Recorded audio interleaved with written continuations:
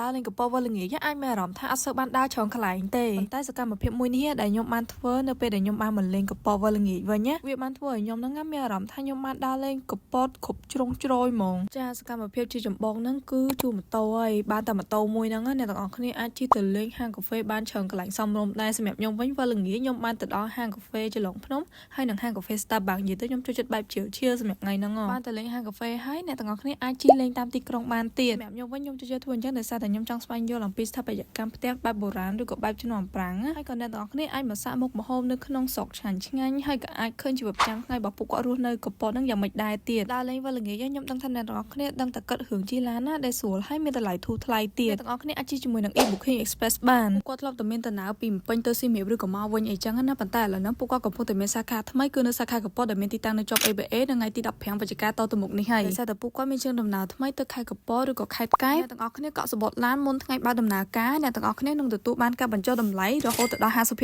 អ្នកទាំងអស់គ្នាអាចជិះពីសៀមរាបទៅកពតឬក៏ទៅវិញចឹងឬក៏ពីម្ពិញទៅកពតវិញក៏បានដែរពួកគាត់ក៏មានខែគេងយប់ហើយនិងខែគេងថ្ងៃសម្រាប់ការធ្វើដំណើរសៀមរាបកពតកែបដែរហើយបើអ្នកទាំងអស់គ្នាទិញពីកៅអីឡើងទៅអ្នកទាំងអស់គ្នានឹងទទួលបានការបង្វិលកង់យករង្វាន់ភ្លាមហ្មងបើអ្នកទាំងអស់គ្នាផុតប្រូម៉ូសិនណាអ្នកទាំងអស់គ្នាកុំភ័យអីដោយសារតែតទៅមុខទៀតក៏ពួកគាត់នៅតែមានប្រូម៉ូសិនថ្មីមកទៀតដែរជាពិសេសសបត់ឡានពេញទៅមកកពតគឺនៅសល់តែ$5ទេចឹងបើអ្នកទាំងអស់គ្នាមានពេលវេលាតិចដើរធំកពតវល់ល្ងាចអីហើយក៏ចង់បានសបត់ឡានណាដែលមានតម្លៃធូរថ្លៃដែរអ្នកទាំងអស់គ្នាអាចកក់តាម e-booking express បានអ្នកទាំងអស់គ្នាអាចខលទៅពួកគាត់កក់ផ្ទាល់ហ្មងឬក៏អ្នកទាំងអស់គ្នាអាចកក់សបត់ឡានហ្នឹងតាម app របស់ពួកគាត់បាន